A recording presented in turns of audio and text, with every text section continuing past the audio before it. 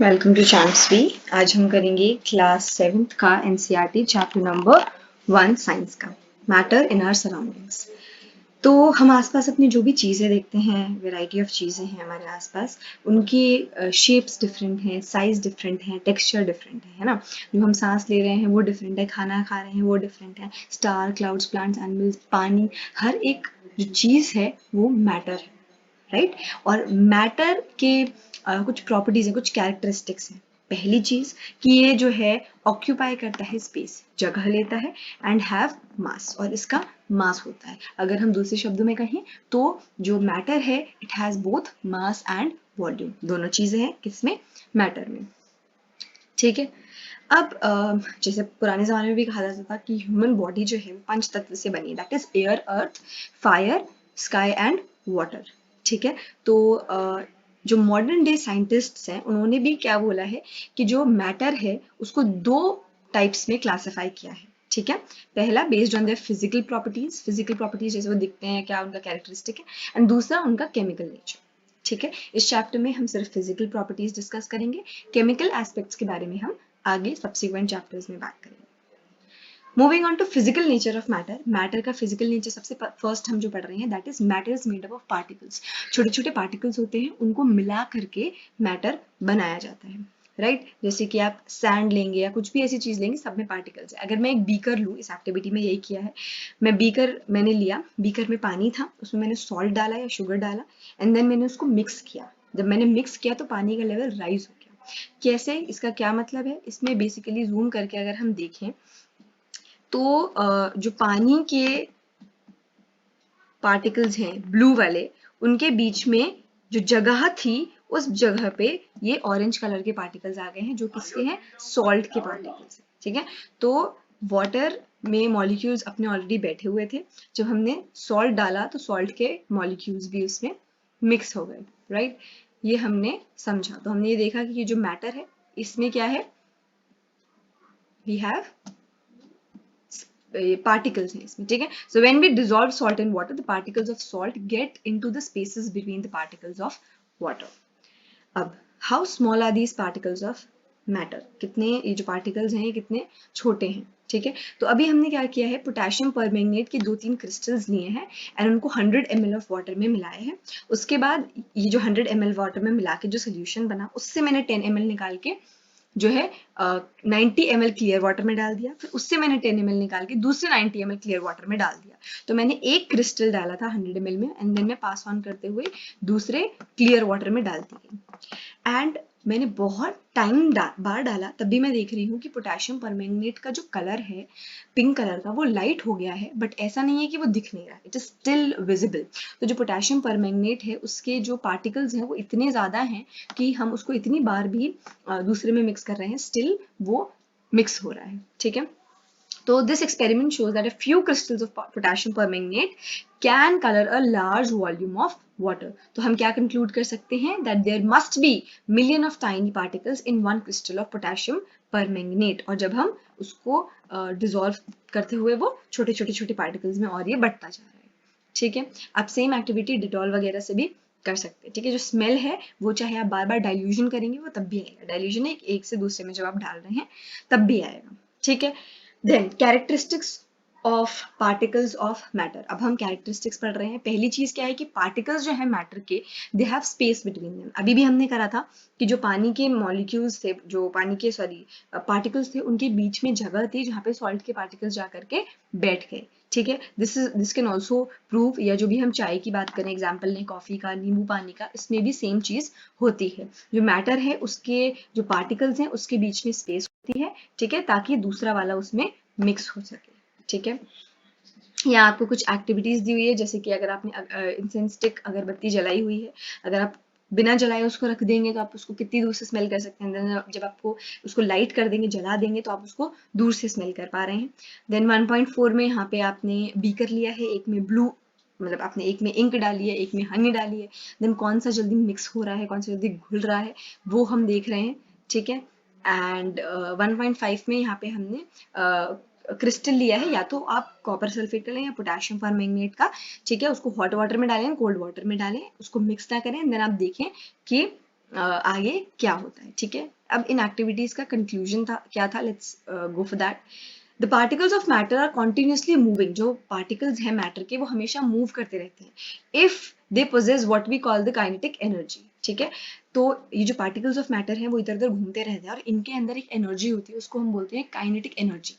और जैसे ही टेम्परेचर बढ़ाया जाता है ये पार्टिकल्स और जल्दी भागने लग जाते हैं, ठीक है। तो जब भी हम पार्टिकल्स जो टेम्परेचर है उसको बढ़ाते हैं, जो काइनेटिक एनर्जी होती है पार्टिकल्स की वो भी बढ़ जाती है, तो वो और तेज से इधर उधर भागने लग जाते हैं, ठीक है। इट्स काइंड ऑफ रेस जैसी लग रही है।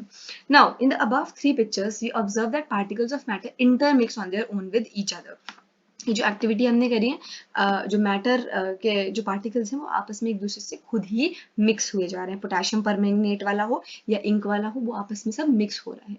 Now they do so by getting into the spaces between the particles। एक जो है वो दूसरे के पार्टिकल के स्पेसेस के बीच में जाके वो बैठ जाता है। एंड ये चीज जो इंटरमिक्सिंग है पार्टिकल्स की ऑफ दो different types of matter is known as diffusion.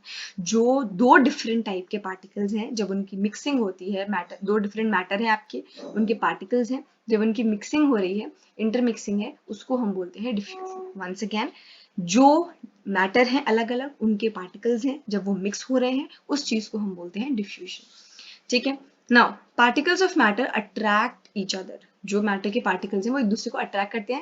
Like this picture, इस पिक्चर में क्या देख रहे हैं, बहुत ज्यादा एकता है ना, यूनाइटेड लग रहे हैं। उसी तरीके से जो मैटर के पार्टिकल्स हैं वो भी एक दूसरे की तरफ अट्रैक्टेड होते हैं, ठीक है। जैसे यहाँ पे उन्होंने दिखाया है कि आप आयरन नेल लें, एक पीस ऑफ चॉक लें, एक रबर बैंड लें, उसको तोड़ोगे, स्ट्रेच करोगे, काटोगे, पीटोगे, तो वो क्या हो रहा है, उनके बीच में कितनी एकता है वो देखने की हम कोशिश कर सकते हैं, ठीक है। चौक को तो हम आराम से ऐसे करके हाथ से भी तोड़ सकते हैं, हैमर से भी तोड़ सकते हैं, है ना। आयरन नेल को थोड़ा तोड़ना मुश्किल होता है, उसके पार्टिकल्स बहुत ज्यादा आपस में चिपके हैं। रबर बैंड को आप स्ट्रेच करोगे, बहुत दूर तक स्ट्रेच होगी, या तो वो स्ट्रेच होकर वापस अपनी शेप में आ जाएगी या फिर वो टूट जाएगी, दो में से कुछ भी हो सकता है, राइट। डिपेंड करता है कि आप उसमें कितना फोर्स लगा रहे हैं।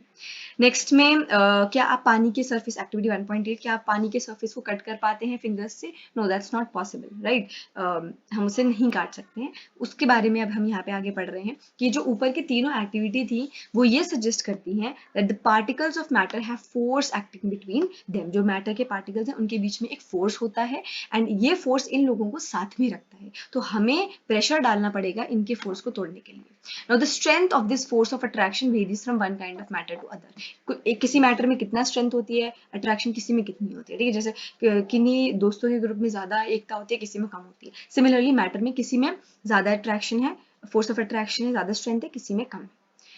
Moving on, states of matter. Matter के जनरली आपके पास यहाँ पे 3 स्टेट्स हैं, सॉलिड, लिक्विड एंड गैस, ठीक है। इनके कैरेक्टरिस्टिक्स भी बहुत डिफरेंट हैं, उनके बारे में ही हम आगे कंटिन्यू कर रहे हैं। सबसे पहले आता है सॉलिड स्टेट। पेन हो गया, चेयर हो गया, नीडल हो गया, बुक हो गया, वुडन स्टिक हो गई, ये सारी चीजें जो हैं वो सॉलिड स्टेट में आती हैं, ठीक है। ये सब एग्जाम्पल्स हैं सॉलिड स्टेट के। अब ये जो सॉलिड सॉलिड स्टेट वाले आइटम हैं सब, उनकी एक डेफिनेट शेप होती है, डिस्टिंक्ट बाउंड्रीज होती हैं एंड फिक्स्ड वॉल्यूम होती है। शेप वॉल्यूम इनके पास है, that is have negligible compressibility.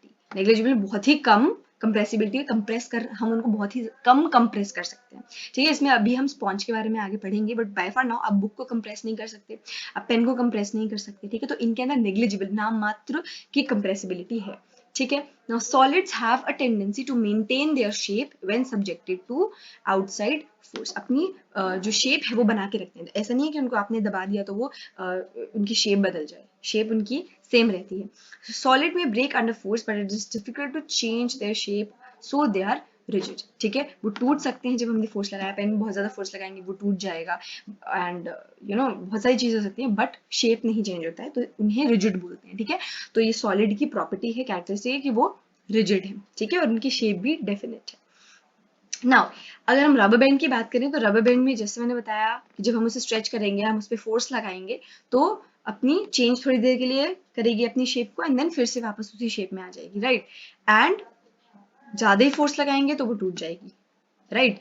Now shape of sugar या सॉल्ट क्रिस्टल भी सेम रहेगा, हाथ पे लो, प्लेट में रखो, कहीं भी रखो, शेप जो है शुगर का और सॉल्ट का जो है क्रिस्टल्स का वो सेम रहता है।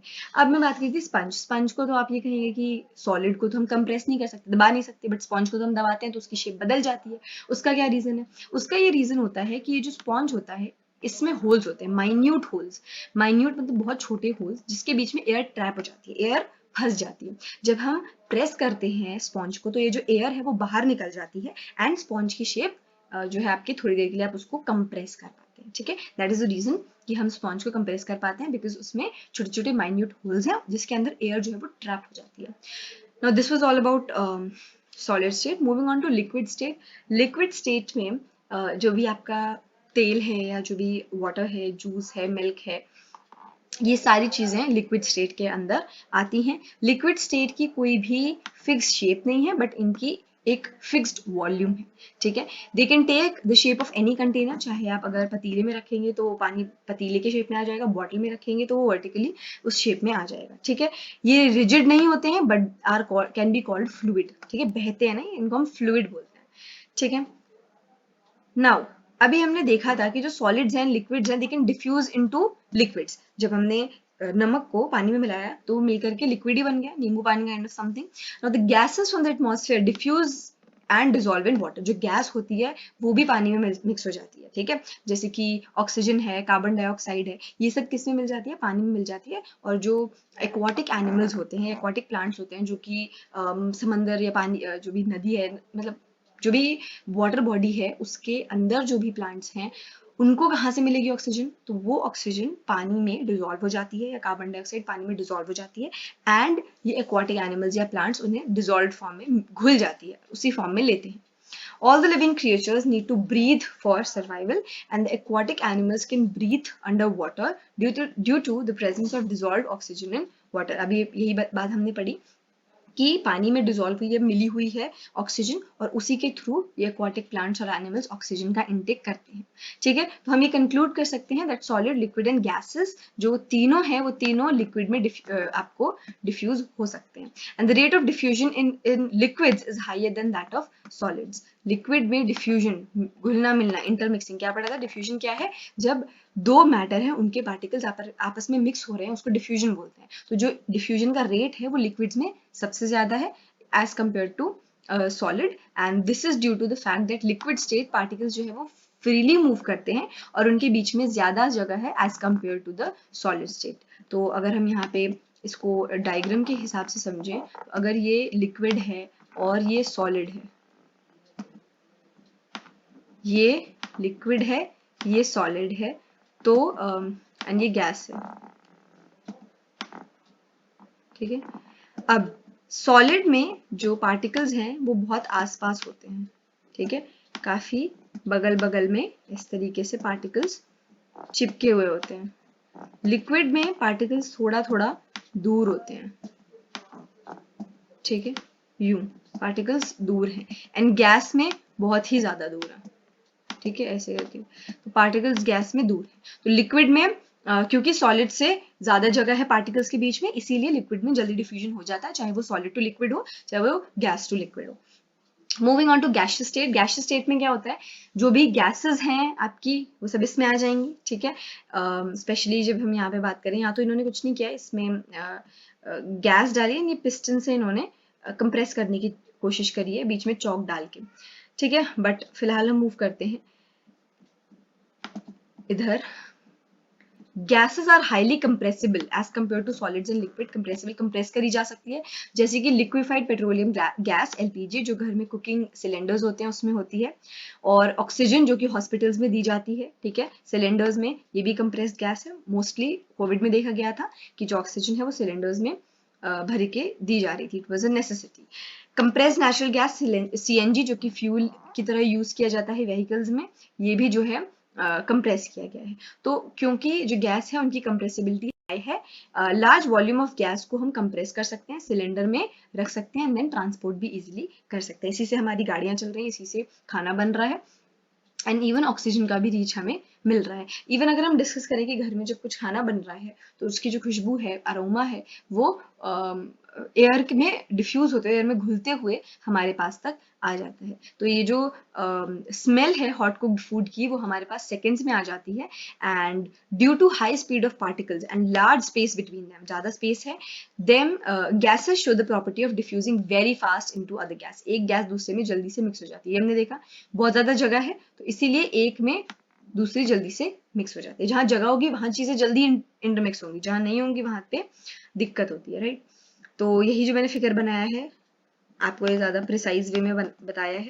सॉलिड में देखिए स्पेसेस बहुत ही कम है, अगर मैं ब्लू शेड डालूँ, ये वाइट वाइट जो भी जगहें हैं वो बीच में है, ठीक है, और ये जो ब्लैक है दैट इज पार्टिकल्स। तो इसमें कितनी जगहें हैं बीच में, इसमें ज़्यादा बढ़ गई हैं, ठीक है, लिक्विड में, एंड गैस में बहुत ज़्यादा है, ठीक है। Now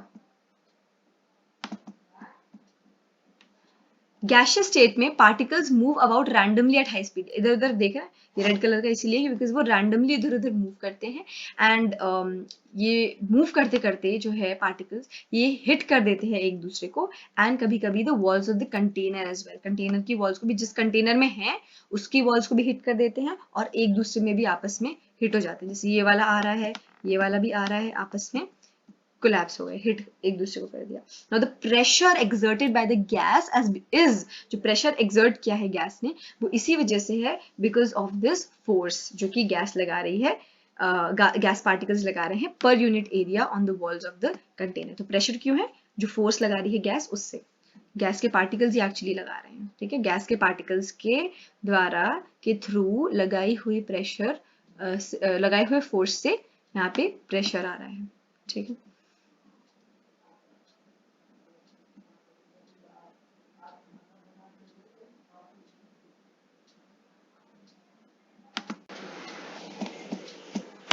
Okay, moving on.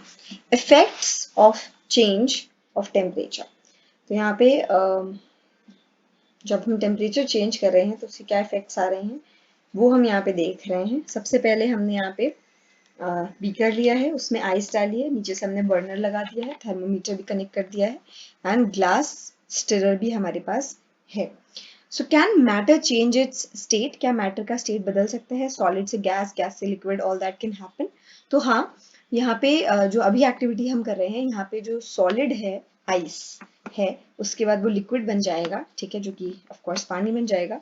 जब हम आइस को हीट कर रहे हैं, नीचे से बर्नर लगा रखा है, राइट, तो वो पानी बन जाएगा, एंड देन उसके बाद जब हम उसको और हीट करेंगे तो वो जो गैस है वो वाटर वेपर बन जाएगा, भाप बन जाएगा, और हवा में आपके उड़ जाएगा।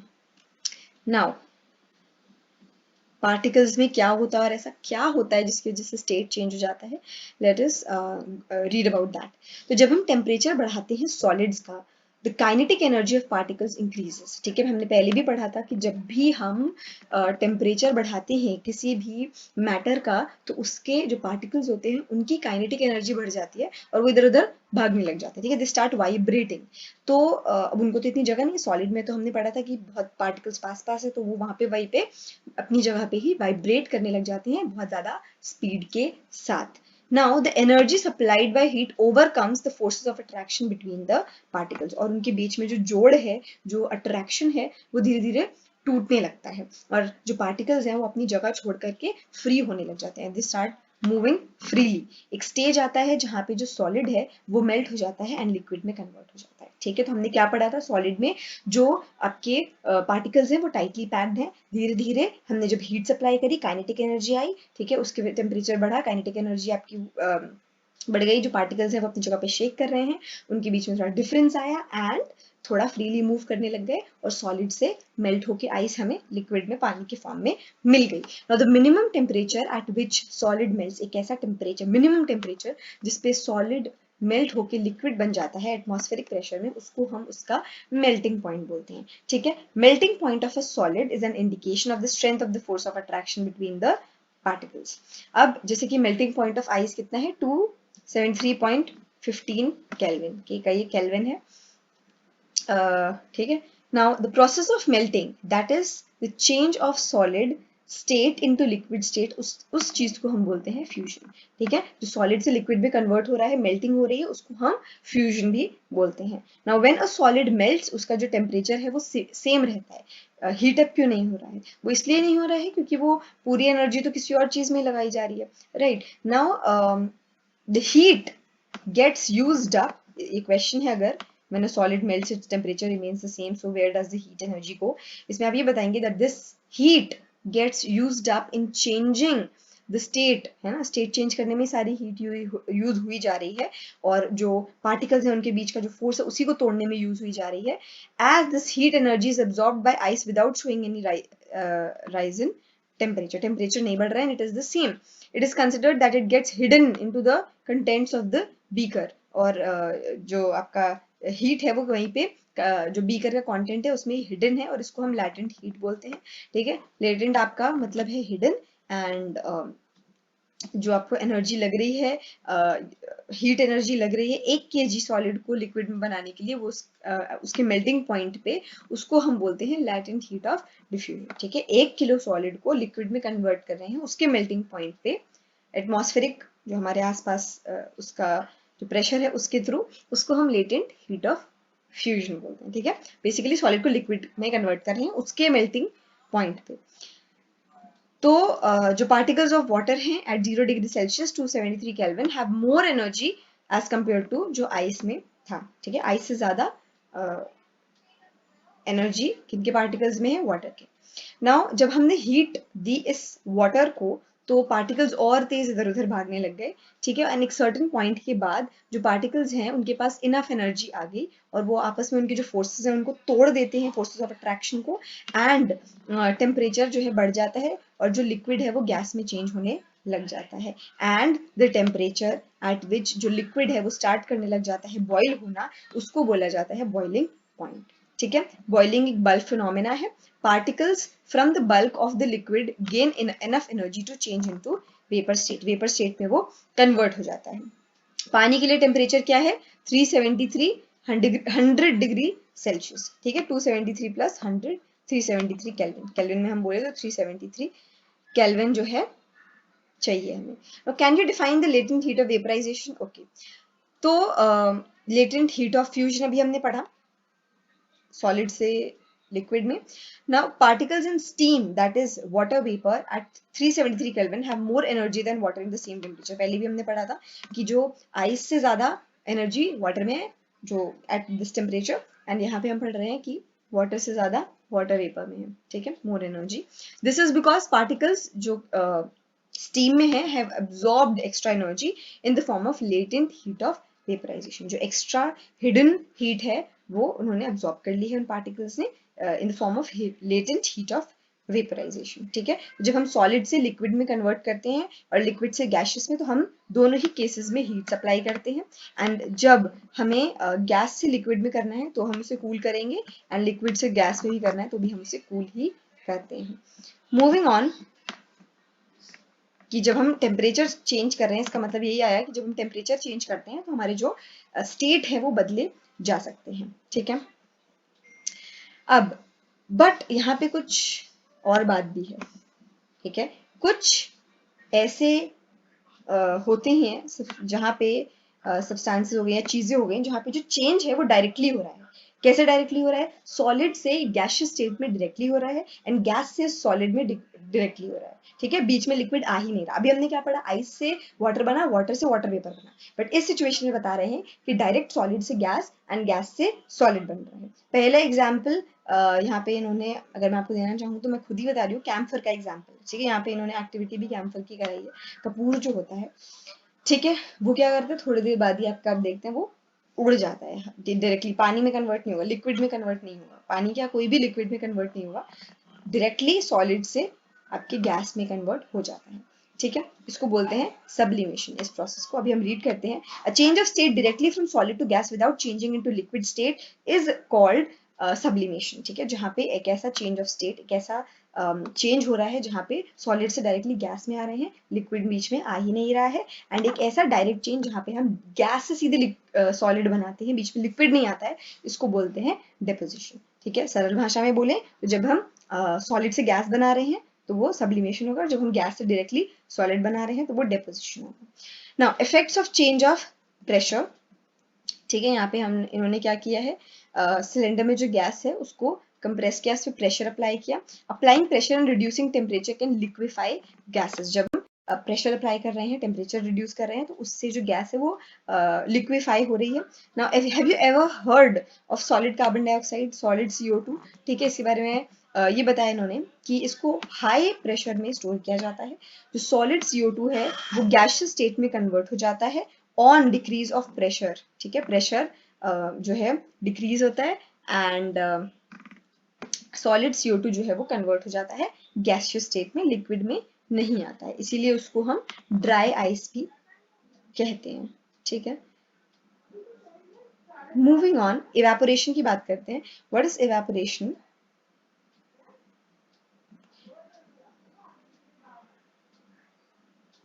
सी, particles of matter are always moving, कभी रेस्ट पे नहीं आते हैं. At a given temperature, in any gas, liquid, solid, there are particles with different amounts of kinetic energy. ठीक है, अगर हम लिक्विड की बात करें, a small fraction of particles at the surface having higher kinetic energy is able to break away from the forces of attraction of other particles. कुछ होते हैं जो अपना जो force of attraction है दूसरे particles से कट ऑफ कर लेते हैं और वो वेपर में कन्वर्ट हो जाते हैं. This phenomena of change of liquid into vapour, यहाँ पे कोई सॉलिड का काम नहीं है, सीधे लिक्विड से वेपर में कन्वर्ट हो रहा है at any temperature below the boiling point is called evaporation. Boiling point में जब हो रहा है तो हम उसको वो हमारा बॉइल हो रहा है, राइट, लेकिन बॉइलिंग पॉइंट से कम में है तो हम उसको बोल रहे हैं इवेपोरेशन. ठीक है, लिक्विड से वेपर्स में है. ठीक है, पहले हमने पढ़ा गैस से लिक्विड, सॉरी गैस से लिक्विड से सॉरी पहले पढ़ा सॉलिड से लिक्विड से गैस, फिर हमने पढ़ा सॉलिड से डायरेक्ट गैस एंड गैस से डायरेक्ट सॉलिड. हम पढ़ रहे हैं लिक्विड से गैस. ठीक है, ये जो कि आपका इवेपोरेशन हो गया. फैक्टर्स अफेक्टिंग इवेपोरेशन, कौन कौन से फैक्टर्स इवेपोरेशन को अफेक्ट करते हैं? पहली बात तो an increase of surface area. जब सरफेस एरिया बढ़ा दिया जाता है तो यहाँ पे इवेपोरेशन का रेट भी बढ़ जाता है. जैसे कि जब हम कपड़े डालते हैं ड्राई होने के लिए तो हम उन्हें फैला के डालते हैं, जितना ज्यादा एरिया होगा उतना ज्यादा इवेपोरेशन बेटर तरीके से होगा. इंक्रीज इन टेम्परेचर, टेम्परेचर जो है बढ़ जाना. ठीक है, जब टेम्परेचर आपका ज्यादा होगा तो नंबर ऑफ पार्टिकल्स जो हैं उनको ज्यादा काइनेटिक एनर्जी मिलेगी एंड जल्दी ही वेपर स्टेट में वो कन्वर्ट हो जाएंगे. ह्यूमिडिटी में डिक्रीज हो जाना, क्योंकि ह्यूमिडिटी जब होती है तो ऑलरेडी वाटर वेपर्स जो है वो हाई होते हैं, किसमें? एटमॉस्फेयर में. तो और कोई जरूरत तो है नहीं, आगे वेपर्स की जगह तो है नहीं, आप एक्सेस तो कर नहीं सकते. तो जब आपकी ह्यूमिडिटी कम होगी तो मतलब कि एटमॉस्फेयर में वाटर वेपर कम है, इसलिए इवेपोरेशन का रेट जो है वो बढ़ जाता है. इंक्रीज इन विंड स्पीड, जब विंड स्पीड ज्यादा होती है तब भी वाटर वेपर आपके इजिली मूव कर जाते हैं विंड के साथ एंड वाटर वेपर सराउंडिंग में कम हो जाते हैं, इजीली हमारा इवेपोरेशन हो पाता है. How does evaporation cause cooling? Evaporation से कूलिंग का इन्होंने पूछा है. In an open vessel the liquid keeps on evaporating. किसी भी ओपन वेसल में आप रखेंगे लिक्विड जो है वो इवेपोरेट करता रहता है and the particles of liquid absorb the energy from the surrounding to regain the energy lost during evaporation. evaporation के टाइम पे जो लूज हुई एनर्जी वो अपने आसपास के सराउंडिंग से ले लेते हैं और इसी की वजह से जो आसपास की सराउंडिंग है वो क्या हो जाती है? कोल्ड. उसकी गर्मी ले ली ना उन्होंने, इसलिए कोल्ड हो गया. ठीक है, जब हम एसीटोन, थोड़ा नेल पॉलिश रिमूवर डालते हैं, हाथ में डाले हुए कहीं भी लगाओ तो थोड़ा ठंडा ठंडा फील होता है. ठीक है, बिकॉज वो 2 मिनट पे इवेपोरेट भी हो जाता है. वो जो एसीटोन है वो इवेपोरेट हो जाता है, उसके साथ साथ हमारी जो पाम है जहाँ पे भी हमने लगाया है वो ठंडा फील होने लग जाता है, फील्स कूल. फिर हम ये भी देखते हैं कि किसी भी सनी डे पे पानी हमारी छत पे या वरांडा पे या ग्राउंड में डाला जाता है, उसमें भी लैटेंट वेपराइजेशन ऑफ वाटर का यहाँ पे आ रहा है, जहाँ पे जो हॉट सरफेस है वो कूल हो जाता है क्योंकि गर्मी के साथ जो है वो वेपराइजेशन जो आपका पूरा हो रहा है. एंड हम गर्मी में कॉटन क्लोथ्स क्यों पहनते हैं, ये वाला भी इम्पोर्टेंट है. During summer we perspire more. ठीक है, क्योंकि हमारी बॉडी का मैकेनिज्म है which keeps us cool. Now we know that during evaporation जो पार्टिकल्स हैं एट द सरफेस वो एनर्जी ले लेते हैं अपने आसपास के सराउंडिंग से और वो वेपर में चेंज हो जाती हैं. जो हीट एनर्जी है it is equal to the latent heat of vaporisation.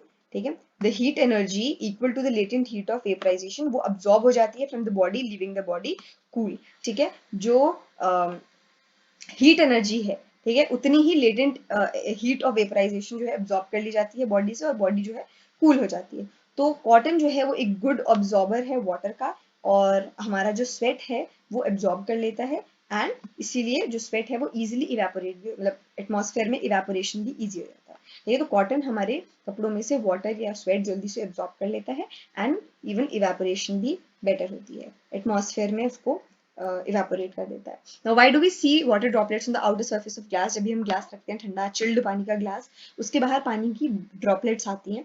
वो इसलिए होता है कि जब हम आइस कोल्ड वाटर बाहर निकाल रहे हैं तो जो वाटर वेपर हैं जो कि एयर में प्रेजेंट हैं वो कांटेक्ट में आ जाते हैं किसके? कोल्ड ग्लास ऑफ वाटर के। ठीक है ना, उनकी अपनी एनर्जी लूज हो जाती है और वो लिक्विड में कन्वर्ट हो जाते हैं। ठीक है, यहाँ पे गैस लिक्विड में कन्वर्ट हो रही है। ठीक है, गैस वाटर वेपर जो है वो जब बहुत ही आइस कोल्ड वाटर के साथ कांटेक्ट में आए हैं तो वो लिक्विड स्टेट में कन्वर्ट हो जाते हैं और वही वाटर ड्रॉपलेट्स हमें ग्लास के बाहर दिखती हैं। With this, the chapter is complete. You can go through the question answers. And if you want notes or written question answers, you can also comment that. We will come up with another video. Thank you for watching.